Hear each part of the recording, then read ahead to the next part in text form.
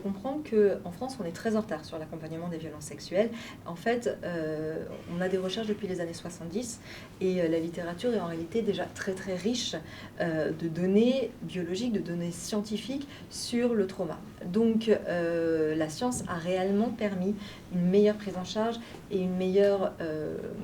vraiment de meilleurs traitements, de meilleurs accompagnements pour les victimes de violences sexuelles. Et grâce à l'avancée des techniques, on commence aussi à comprendre de mieux en mieux ce qui se passe dans le cerveau de personnes traumatisées et ça permet réellement un meilleur accompagnement, une meilleure rééducation aussi,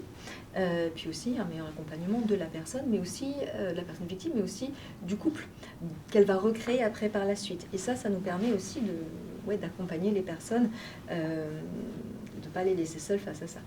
Quand on vient de vivre une violence, notamment une violence sexuelle, quels seraient selon toi les premiers réflexes à avoir pour que ça se passe bien dans notre cerveau? La première chose à faire si on subit des violences ou si on a un proche qui a subi des violences, c'est d'aller dans des unités médico-judiciaires